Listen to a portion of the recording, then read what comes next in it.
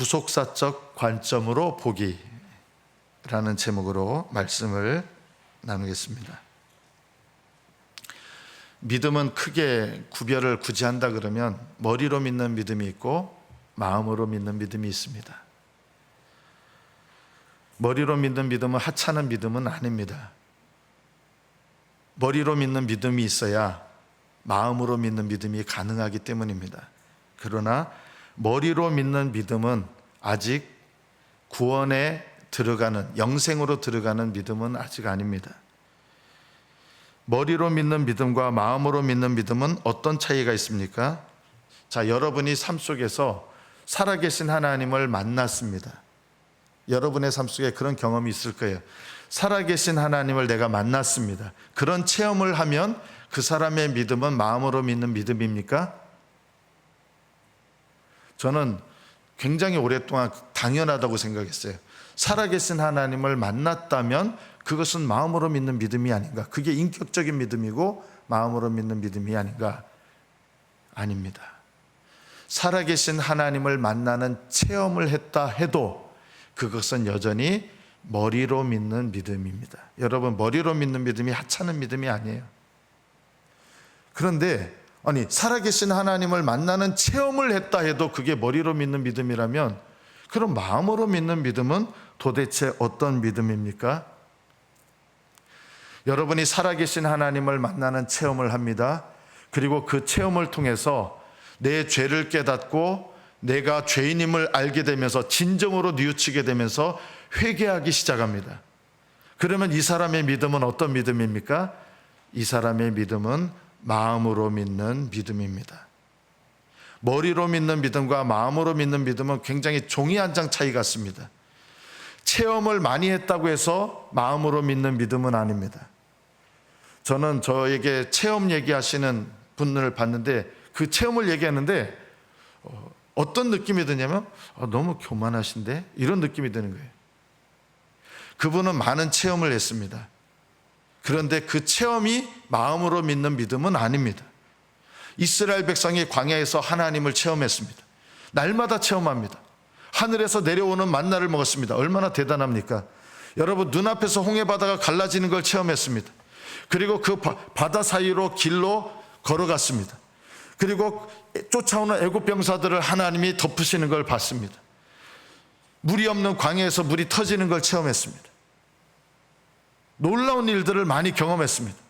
하나님께서 시내산에 강림하신 모습을 보았습니다. 얼마나 놀라운 체험입니까?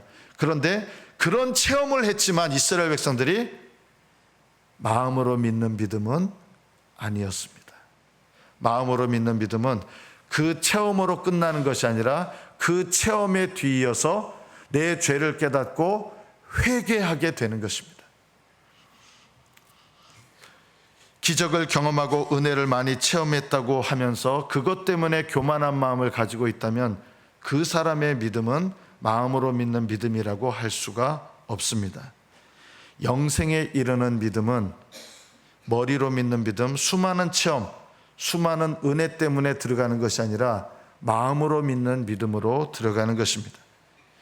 마음으로 믿는 믿음의 가장 중요한 첫 번째 특징이 뭐라고요? 내 죄를 깨닫고 회개함으로 낮아지는 것입니다. 그래서 예수님께서 너희가 어린아이와 같이 되지 아니하면 결단코 천국에 들어갈 수 없느니라. 어린아이 같이 된다는 것의 첫 번째가 뭐예요? 낮아지는 거예요. 겸손을 배우는 거예요. 내 죄를 깨닫고 회개하게 되는 것이죠. 아담이 선악과를 따먹고 타락을 하게 됐습니다. 그런데 타락을 했는데 아담이 부모에게 불효하는 죄를 저질렀습니까? 그런 죄가 없었습니다. 왜냐하면 부모님이 없잖아요. 아담이 첫사람이었거든요. 아담은 간음하는 죄를 저질렀습니까? 간음하는 죄를 저지르지 않았습니다. 아담은 거짓 증거했습니까? 살인했습니까? 그런 죄를 짓지 않았습니다. 그런데 아담은 원죄를 범하게 되는데 아담의 죄가 원죄예요. 우리와 연관된 죄예요. 그럼 아담은 도대체 어떤 죄를 지었던 겁니까? 부모를 공경하지 않은 죄, 뭐 거짓 증거한 죄, 간음한 죄, 뭐 이런 죄가 아니었어요. 그럼 어떤 죄를 저질렀는데 선악과를 따먹고 죄를 짓게 됐습니까? 아담의 죄는 하나님처럼 된 죄입니다. 뱀이 와서 유혹했잖아요. 너 이 선악과 따먹으면 너 하나님처럼 된다 했어요. 뱀의 말은 반은 맞고 반은 틀린 거예요. 반은 맞았어요. 선악과를 따먹고 아담이 하나님처럼 됐습니다. 그게 좋은 거예요, 나쁜 거예요? 나쁜 거예요. 그게 죄예요. 아담이 선악과를 따먹고 하나님처럼 된 게 가장 나쁜 죄예요. 하나님처럼 된 게 왜 나쁜 죄입니까? 그게 좋은 뜻이 아니에요. 하나님처럼 됐다는 거는 아담이 선악과를 따먹고 뭐가 됐다는 거예요? 피조물이 하나님 자리에 앉아버린 거예요. 그래서 이 아담의 원죄가 후손들에게도 계속, 저와 여러분에게도 계속 이 타락한 본성이 나타나게 되는 거예요. 그래서 저와 여러분도 이 타락한 본성을 갖고 있어요. 아담의 원죄 가운데 함께 이 타락한 본성을 갖고 있어요. 어떤 원죄를 갖고 있어요? 아담이 지은 죄의 가장 중심적인 죄가 뭐예요? 음란죄, 뭐 도둑질하고 살인하고 부모한테 불효하고 이 죄가 아니었어요. 어떤 죄예요? 하나님처럼 된 죄. 이게 원죄의 핵심이에요. 저와 여러분에게도 하나님처럼 되는 죄가 있는 거예요. 그게 뭔 죄입니까? 우리는 다른 사람을 판단하고 심판할 권리가 없는데 피조물이고, 우리가 스스로 하나님처럼 돼서 다른 사람을 어떻게 하는 거예요? 비난하고 판단하고 하나님처럼 재판관이 돼서 다른 사람을 뭐 해요? 재판관이 돼서 너는 땡! 이거를 뭐라 그럽니까? 정죄라고 하죠. 다른 사람을 정죄하는 것, 이것이 바로 하나님처럼 되는 죄, 원죄입니다. 여러분, 원죄의 가장 중요한 핵심적인 죄는 우리가 보통 알고 있는 것처럼 그냥, 그것도 물론 죄예요. 음란죄, 간음죄, 속이는 죄, 삥땅 치고 훔치는 죄, 이런 것도 죄인데, 원죄의 가장 중심적인 죄는 하나님처럼 되는 죄입니다. 내가 하나님 자리에 앉아서 남을 비난하고, 하나님은 비난하지 않으세요, 사실은요. 근데 하나님은 비난한다 해도 죄가 아니세요. 근데 우리는 하나님 자리에 스스로 앉아서 비난하고 판단하고 정죄하는 거예요. 이게 원죄예요. 이 원죄를 갖고 있기 때문에 이 원죄에서 나오는 다른 사람을 판단하는 것, 이것을 우리가 많이 들었던 용어가 있죠. 뭘로 판단하는 거예요? 옳고 그름으로 판단하는 죄. 이것이 원죄입니다. 이것이 원죄의 가장 큰 핵심입니다. 인간의 타락한 본성은 죄로 물들었죠. 그래서 두 가지 차원의 죄가 있어요. 우리가 보통 죄라고 아는 죄, 간음죄, 음란죄. 요즘에는 간음죄가 없어졌어요, 법적으로. 저는 이게 이 시대의 불행이라고 생각합니다. 자기 개인의 자유라고 하는 거예요. 간음죄가 없어요. 그죠? 하나님은 안 바뀌십니다. 요즘 사람들은 간음죄가 간음죄가 아니에요. 이제는 또 뭐가 죄가 아니에요? 동성연애가 죄가 아니라고 막 주장하려고 그래요. 이거는요, 죄에 대해서 더 완악하게 나가는 거예요. 우리가 보통 알고 있는 죄, 여러분 예전에 유행했던 말인데, 원조계제. 돈 있는 나이 많은 사람이 돈을 줘가지고 어린 여자들의 성을 사는 거, 얼마나 못됐습니까? 그게 좋은 거예요, 나쁜 거예요? 나쁘죠? 왜 나빠요? 동물의 왕국에서 보면 힘 있는 수컷이 다 차지하잖아요. 인간도 동물이라 그러면 돈 있는 게 힘이잖아요. 그 힘을 가지고 서로 좋으면 되잖아요. 그걸 왜 죄라 그럽니까? 나중엔 죄라고 안 할 거예요.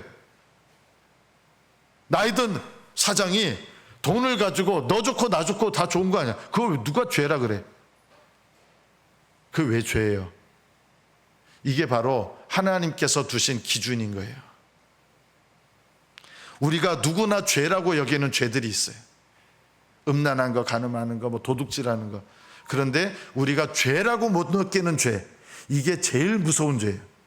죄라고 여기면 회개하게 되는데 죄라고 못 느끼면 회개를 안 해요. 여러분들 중에도 낙태하신 분들이 몇 있어요. 제가 알고 있어요. 근데 낙태를 하셨는데 그걸 죄라고 여기시는 분들은 하나님 앞에 눈물을 흘리며 회개하세요. 그건 죄를 깨닫는 거예요. 그런데 여러분들 중에는 혹시 낙태가 뭔 죄입니까, 목사님? 낙태는 내 몸의 일부인데 내가 내 몸의 일부를 잘라낸 걸 뭘 그런 거 자꾸 죄라고 합니까? 이렇게 하시는 분들은 뭘 안 해요? 회개를 안 해요. 이게 더 위험한 거예요.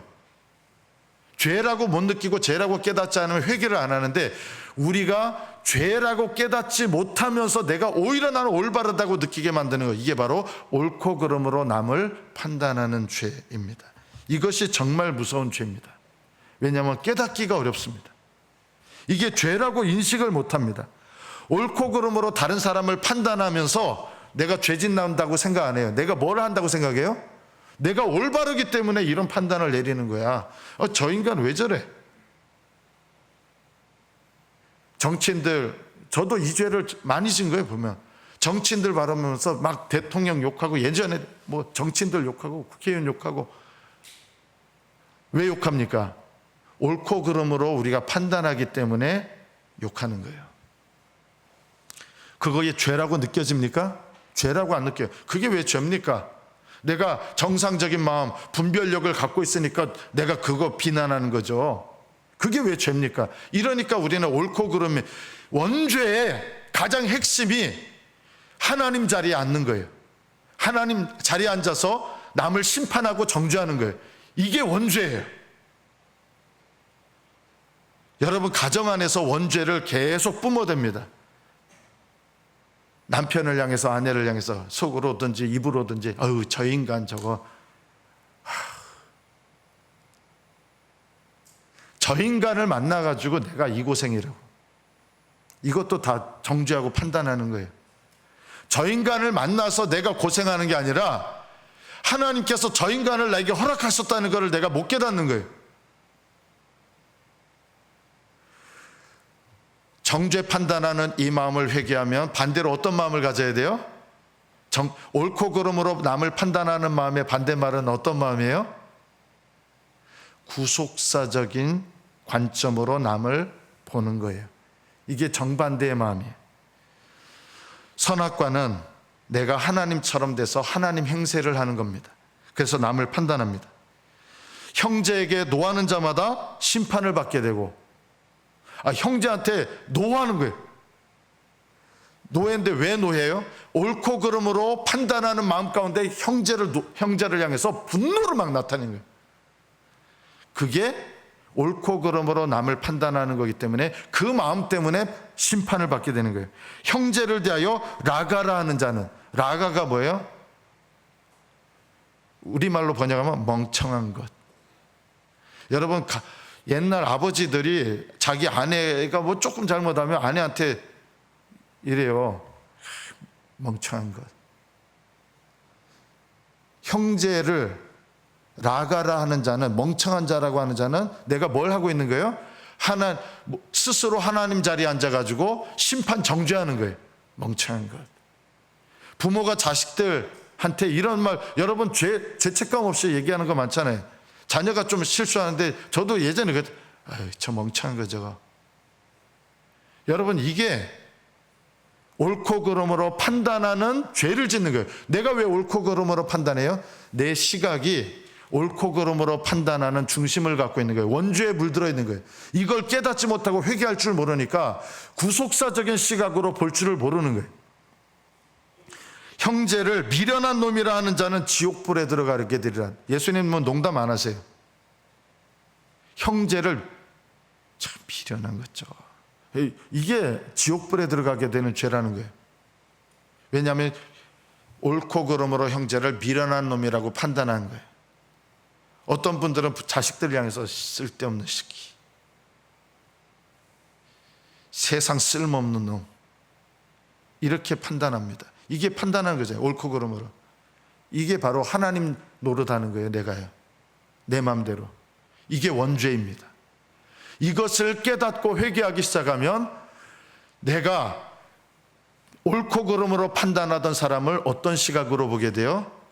구속사적인 시각으로 보게 돼요. 쉽게 말하면 구원의 관점으로 그 사람을 보게 된다는 거예요.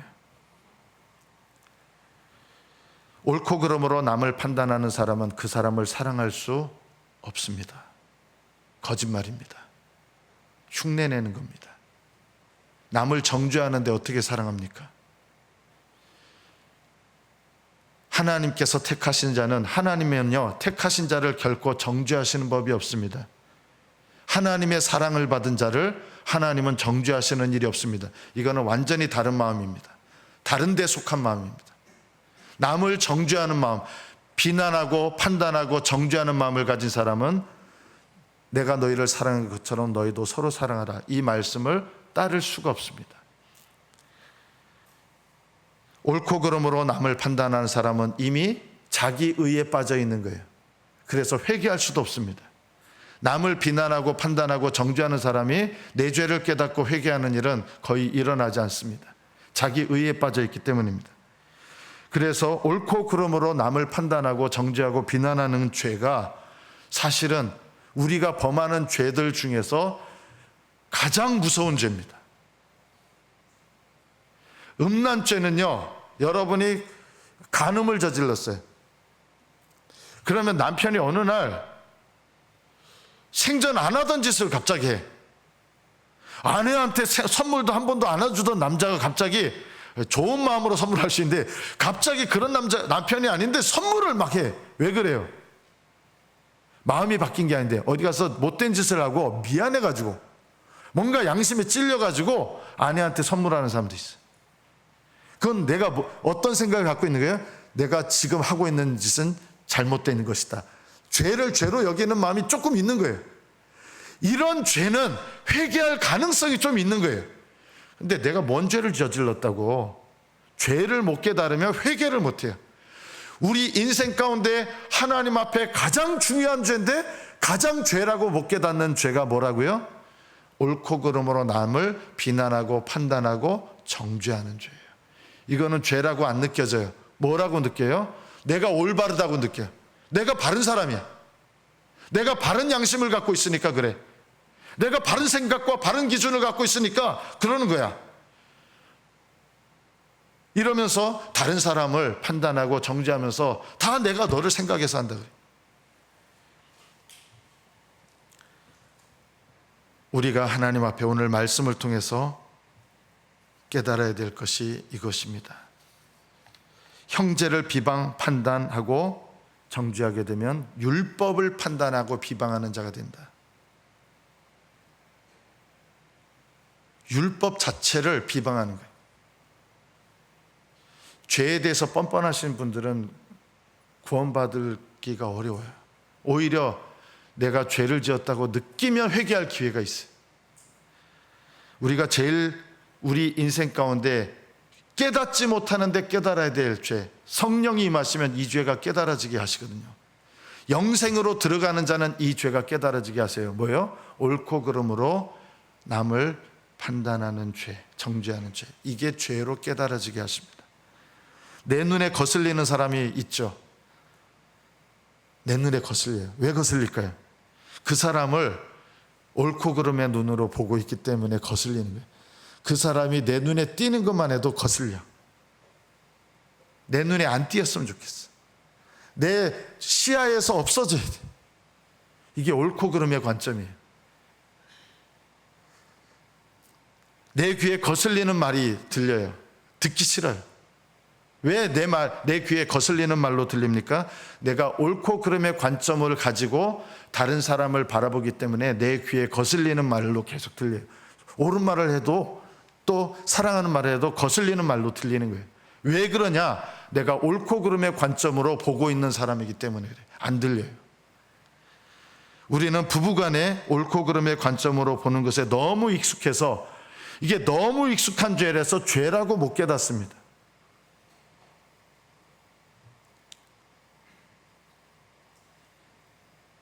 부부 싸움하시다가 내가 너 같은 걸 만나가지고 내 인생 이 모양이 됐다. 이게 다 옳고 그름의 관점이에요. 내가 그때 너를 만나지 말았어야 됐어. 내가 너를 그때 만난 게 내가 죄야. 이게 다 옳고 그름의 관점이에요. 이것도 누구도 정죄해요? 남편도 정죄하고 자기도 정죄해. 내가 미친놈이지, 내가 미친놈이야. 이건 정죄하는 거예요. 여러분, 이거는 겸손이 아니에요. 이건 자기를 옳고 그름의 관점으로 자기를 판단하는 거예요. 이건 겸손이 아니에요. 그래, 내가 죽어야 될 놈이야. 내가 죽어야 될 놈이야. 이거는 겸손이 아니에요. 내가 죽어야 될 놈이라고. 이건 회개가 아니잖아요. 자기 스스로를 판단하고 정죄하는 거잖아요. 회개는 그게 아니에요. 옳고 그름으로 판단하는 내 모습을 깨닫고 돌이켜야 돼요. 부부간의 옳고 그름의 관점으로 보는 것에 너무 익숙합니다. 우리는 부모 자식 간에도 옳고 그름의 관점으로 봅니다. 그러니까 모였다 하면 이제 술을 안 마시겠지만 술을 들어가면 옳고 그름의 관점으로 딱 보고 있다가 속에 쌓여있던 게 튀어나오는 거예요. 명절 되면은요. 봉인 해제되는 거예요. 그래가지고 이제 며느리끼리 모이면 시어머니 욕하고 다 욕하고. 옳고 그름의 관점으로 부모를 봐요. 부모들은 옳고 그름의 관점으로 자식들을 봐요. 내가 널 낳은 게 내가 내일까 죄라고. 이게 여러분, 이것도요, 옳고 그름의 관점으로 자식도 심판하고 나도 심판하는 거예요. 이렇게 하시면 안 돼요. 우리는 기도할 때도 옳고 그름으로 기도를 합니다. 저주하고 하나님께 원망을 막 쏟아넣습니다. 그리고 다른 사람을 위해서 중보기도 한답시고 저주를 막 쏟아놔요. 깨닫게 해달라고. 저 인간 깨닫게 해달라고.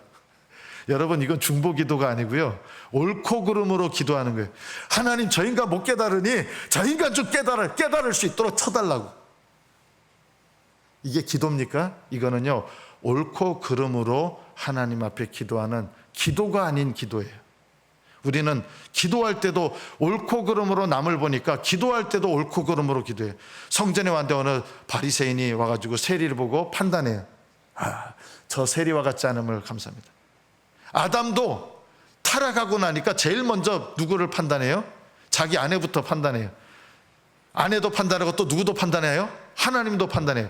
하나님께서 주신 저 여자가 저를, 겉으로는 공손하게 얘기해요. 하나님께서 주신 저 여자가 저를 유혹해서 제가 선악과를 따먹었습니다.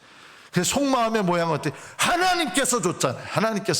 하나님께서 애초부터 저 여자를 나한테 안 줬으면 이런 죄도 안 저질렀죠. 왜 나한테 하나님이 저 여자를 주셔가지고 죄짓게 만들었어요? 하나님도 책망하고 자기 아내도 책망하고, 아내를 보호해야 될 남편이 다른 사람이 비난하니까, 사람이 아니죠, 하나님이 책망하시니까 자기 아내를 막 공격해요. 이게 못된 남편들의 원죄에서 나오는 아주 특징이에요. 남편들의 악한 특징. 누군가 싸잡아서 아내를 뭘 하면은 아내를 이렇게 보호해주고 책임져 줄 생각 안 하고, 남자들이 잘하는 게 뭐예요? 남들이 내 아내를 공격하면 자기도 자기 아내를 공격해. 누가 그런 놈이에요? 황태한 목사님. 제가 그랬었어요. 책임진다는 것을 알아야 돼요. 원죄는 항상 비난합니다. 악한 마음으로 옳고 그름으로 판단합니다. 그러면 분별하지 말라는 뜻입니까? 아니에요. 분별과 판단은 단어는 같은 단어예요. 근데 옳고 그름으로 판단하면 비난하고 판단하고 정죄하게 되고, 구속사적인 시각으로 판단하면 어떻게 하게 돼요? 중보하게 됩니다. 전혀 다른 거예요. 그래서 우리는 두 번째 기억해야 됩니다. 구속사의 관점으로 바라보기 시작하면 그 사람을 위하여 중보하게 되고 중보기도하게 되고, 그 사람의 죄를 보면서 무조건 회피하거나 눈 감는 것도 아니에요. 분별하잖아요. 분별하지만 그 사람을 위해서 진정으로 기도하기 시작해요. 그 사람을 위해서 긍휼히 여기기 시작해요. 그 사람을 위하여 진정으로 중보기도하기 시작해요. 무조건 회피하지 않아요. 눈 감지 않아요. 오히려 중보하는 사람은요, 담대해요. 그 사람이 나를 어떻게 생각할까 봐 말도 못하고 그렇게 되지 않아요. 오히려 사랑하는 마음으로 권면해요. 옳고 그름으로 권면하는 사람은요, 사실은 판단하고 정죄하는 거예요. 그러나 구속사적인 시각을 가지고서 다른 사람을 권면하면 다르게 돼요. 내가 옳고 그름으로 권면하는지 구속사적인 관점으로 권면하는지 먼저 여러분 자신을 살펴보십시오. 내가 구속사적인 관점으로 보면 남편을 바라볼 때 하나님께서 나에게 허락하신 도구로 여기게 됩니다. 좋은 도구든 나쁜 도구든 하나님께서 내게 허락하신 나의 구원을 이루어 가시는 일의 도구입니다. 나도 그 사람의 구원을 위한 도구가 됩니다. 이것이 구속사라는 게 구원의 과정을 말하는 거예요. 구속이라는 말은요, 하나님께서 나를 그 사람에게 두셔서 구원의 과정의 도구로 삼으시고 남편도 나에게 두셔서 나를 위한 구원의 과정으로 삼으셨다. 속세기는 아들, 그 속세기는 아들도 하나님이 허락하셔서 나에게 구원의 과정으로 두신 걸로 보는 거예요. 나를 힘들게 하는 부모로 보는 게 아니라, 저주스러운 부모가 아니라 우리 부모 때문에 내가 내 인생 종치고 망쳤다 이렇게 보는 게 아니에요. 우리 부모를 하나님이 나에게 허락하셔서 나의 구원의 과정을 위한 도구로 하나님이 허락하셨다. 이 관점으로 보는 것이 구속사적인 관점이에요. 그래서 속썩이는 자식을 보면서 한숨 쉬고 끝나는 이렇게 된 게 아니라, 하나님이 이 자녀를 통해서 나의 구원을 이루시고 나의 구속사의 관점을 통해서 이 자녀를 통해서 자녀에게도 나에게 구원의 도구가 되게 하시는 거예요. 이것이 하나님께서 나에게 원하시는 거예요. 못마땅한 가족들이 있죠. 얼굴 안 보고 삽시다. 여러분 중에도 있어요. 얼굴 보면 싸움 나니까 애시당초 얼굴 보지 말고 삽시다. 담 쌓고 사는 분들 있잖아요. 그런데요, 여러분들이 담 쌓고 살던 그분들이 여러분을 위한 구원의 도구로 하나님이 허락하신 도구라는 게 믿어지십니까? 구속사적인 관점으로 보면 담 쌓고 관계를 단절해야 될 사람이 아니라 하나님께서 나에게 허락하신 도구로 깨달아지기 시작하는 거예요. 그 사람을 보는 관점이 달라지는 거예요. 이것이 마음으로 믿는 믿음의 사람에게 일어나는 시작입니다. 구속사의 관점으로 보기 시작합니다. 내 마음이 겸손하게 됩니다. 하나님 앞에 내 죄를 깨닫고 회개하게 됩니다. 먼저 이거부터 하게 돼요. 구속사의 관점으로 보기 시작하면 비로소 다른 사람을 위해서 자기 십자가를 지게 되는 겁니다. 제가 여러분에게 이런 말 하지 말라 그랬죠. 이제 여자분들끼리 모이면 우리 남편이 내 십자가라고, 그런 말 하지 마세요. 또 자녀들 얘기하다 보면 아이고 집사님 내 자식이 내 십자가입니다, 이런 말 하지 마세요. 그거는 십자가 아니에요. 자기 십자가 아니에요. 그 사람은 그 남편이나 아내나 자식을 지금 어떤 시각으로 보고 있는 거예요? 옳고 그름의 시각으로 보고 있는 거예요. 옳고 그름의 시각으로 우리 가족이나 다른 사람을 보는 사람은 자기 십자가를 질 수 없습니다. 자기 십자가는 누가 질 수 있어요? 구속사의 관점으로 다른 사람을 보기 시작할 때 그 사람을 위하여 기꺼이 내가 그 사람의 구원을 위한 도구로 나를 드리게 됩니다. 그래서 그 사람이 어떤 사람인가 상관없이 그 사람을 위하여 내가 감당해야 될 일을 감당하게 됩니다. 이것이 바로 자기 십자가입니다. 옳고 그름으로 남을 판단하는 사람은 자기 십자가를 아예 모릅니다. 없습니다. 그래서 자기 십자가를 지는 것은 하늘에서 상이 있습니다. 기억하십시오. 자기 십자가를 짊어지려면 먼저 뭘 해야 되는 거예요? 자기 부인이 먼저 돼야 되는 거예요. 자기 부인이 뭐예요? 쉬운 말로 말하면 옳고 그름의 관점으로 다른 사람을 보는 게 아니라 구속사의 관점으로 그 사람을 보는 거예요. 관점을 바꿔야 돼요. 바꾸게 해달라고 기도하십시오. 내게 원망의 대상이 되었던 그 사람이 관점이 바뀌면 자기 십자가가 됩니다. 그리고 그 사람을 위해서 기꺼이 내 희생을 감당하게 됩니다. 기꺼이. 이게 자기 십자가입니다. 자발적으로 감당하게 됩니다. 옳고 그름으로 판단하는 것이 아니라 구속사의 관점으로 그 영혼을 위해서 바라보게 되고 섬기게 되고, 그것이 또한 나의 구원을 이루는 과정이 되는 거예요. 꼴 보기 싫은 사람이 나의 구원의 과정이 될 수 있습니다. 정말 눈에 꼴 보기 싫은 사람, 귀에 거슬리는 말을 하는 사람이 오히려 하나님께서 허락하셔서 나의 구원을 이루는 하나님의 도구가 될 수 있습니다.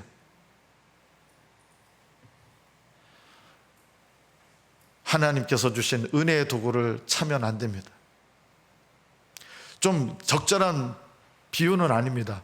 제가 얼마 전에 그 연예인들 자녀들이 나와서 서로 사귀는 프로그램을 갖는 경우 봤어요. 근데 농구선수 우지원 씨 그 딸 참 이쁘게 생겼더라고요. 근데 그 딸을 어떻게 보면 마다하고 다른 착해 보이는 여자를 이제 선택했어요. 그래서 저는 선택을 참 잘했다. 근데 그 우지원 씨 딸이 어제 보니까 뉴스에 미스 코리아 진이 됐더라고. 그래서 그 남자는 대단한 남자예요. 미스 코리아 진을 차고 딴 여자를 지금 사귀는 거거든요. 어떻게 보면 장래 미스 코리아를 찼어요. 장래 미스 코리아. 적절한 비유는 아니지만 여러분을 위한 구원의 도구로 허락하신 여러분의 가족, 여러분의 남편, 여러분의 아내, 여러분의 자식, 여러분의 부모를 여러분의 발로 차버린 걸 수 있어요. 옳고 그름의 관점으로 보면 발로 차버려요. 구속사의 관점으로 보면 하나님이 허락하신 도구로 여기고 자기 십자가를 지는 적용을 하게 되는 거예요. 이것이 내 인생의 진짜 복이 되는 것입니다. 그리고 그 사람이 나에게 복이 되는 거예요. 구속사의 관점을 가지면 무조건 죄에 대해서 눈 감습니까? 아니에요. 정말 사랑하는 사람은요, 권면해요. 남의 자식은 권면 안 해도 내 자식은 권면해요. 사랑으로. 남의 자식을 왜 권면합니까? 함부로. 그러나 구속사의 관점으로 보기 시작하면 먼저 나를 보는 거예요. 이것부터 하십시오. 내가 이 말은 안 하려고 그랬는데 하지 마세요. 그 다음에 말을 하지 마세요. 내가 이 말을 안 하려고 그랬는데 하는 사람은 아직 말하는 훈련이 안 된 사람이야. 말하면 안 돼요. 구속사의 관점으로 누구부터 봐야 돼요? 나를 먼저 바라봐야 돼요. 그래서 나를 깨닫고 하나님 앞에 낮아지는 훈련을 하면 다른 사람을 구속사의 관점으로 올바르게 도우면서 권면할 수 있게 돼요. 이 훈련이 안 되면 남을 함부로 권면하려고 하지 마세요. 다 너를 생각해서 내가 얘기하는 거라고. 그런데 생각해서 얘기하는 건 맞는데 옳고 그름으로 얘기하는 것밖에 지나잖아요. 그거는 하나님 앞에 죄를 계속 맺어내는 방법밖에 안 돼요. 여러분은 하나님 앞에 낮아지는 연습을 하십니까? 하나님은 이스라엘 백성, 자기 백성부터 광야에서 먼저 낮추시는 거예요. 하나님은 다른 사람을 권면하기 전에 권면할 그 사람부터 낮추시는 훈련을 먼저 하세요. 이 훈련이 되어야 사랑으로 권면하고 구속사의 관점으로 권면하기 시작하는 것입니다. 이것은 대단히 중요합니다. 하나님을 경외하는 마음을 배워야 돼요. 그래서 구속사의 관점으로 나를 보기 시작하면 다른 사람도 구속사의 관점으로 권면하기 시작합니다. 착한 사람은 말도 잘 못해요. 그게 착한 사람이 아니에요. 그거는 우리가 보통 착해서 말 못하는 거 있잖아요. 그죠? 그거는 착한 사람이 아니라 뭐에 걸린 사람이에요? 착한 병에 걸린 사람이에요. 착한 사람이 아니라 착한 병에 걸린 사람은 남한테 권면을 잘 못해. 그런데 구속사의 관점으로 나를 바라보는 훈련을 하고 적용을 하면 다른 사람을 향해서 겸손하지만 착한 병에 안 걸리고 권면해야 될 때 권면할 줄도 알아요. 그래서 오히려 구속사의 관점으로 나를 바라보고 훈련하는 사람이 제일 겸손하면서도 담대하게 되는 거예요. 이 훈련이 필요해요. 다른 사람이 아직 내 권면을 받을 그릇이 안 돼 있어요. 그럼 아직 권면할 때가 안 된 거예요.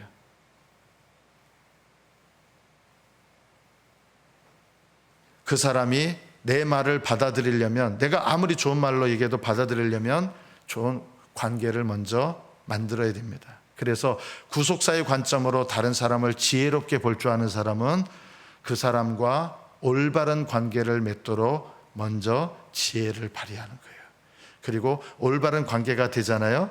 그러면 그 사람은 내 말을 들을 준비가 돼요. 내가 얘기해줘도 내가 자기를 위해서 권면한다는 것을 알아요. 그래서 받아들여요. 이것이 지혜예요. 이 지혜는 어디서 나와요? 하나님 앞에 나를 돌아보고 구속사의 관점으로 나를 돌아보며 적용할 때 이 지혜가 생기는 거예요. 이 지혜가 없으니까 자꾸 우리는 너무 도를 지나쳐서 권면하려고 하는 마음도 많아요. 기다려줘야 될 때가 있습니다. 그 사람을 사랑하지 않는다면 권면하지 마십시오. 그 사람을 권면할 만한 영적인 상태가 되지 않는다면 권면하지 마십시오. 그 사람을, 나는 훈련이 됐지만 그 사람이 권면을 받을 때가 준비되지 않았다면 아직 참으십시오. 내가 권면할 만한 그릇인가, 그 사람이 권면을 받을 만한 그릇인가, 이것을 살펴보면서 지혜롭게 사랑으로 권면하시기를 배워야 됩니다. 그래서 거역하는 자도 온유함으로 징계해야 됩니다. 예전에 자녀들 기를 때도 저도 이렇게 징계를 한다고 생각했는데 보면 옳고 그름으로 화를 내게 되게 많아요. 처음에는 부드럽게 시작했는데 잘 안 들어가요. 그러니까 막 혈기가 나고 분노가 싸고. 왜 그럴까요? 옳고 그름으로 권면하기 때문입니다. 구속사의 관점으로 권면하기 시작하면 상대방도 보통 듣습니다.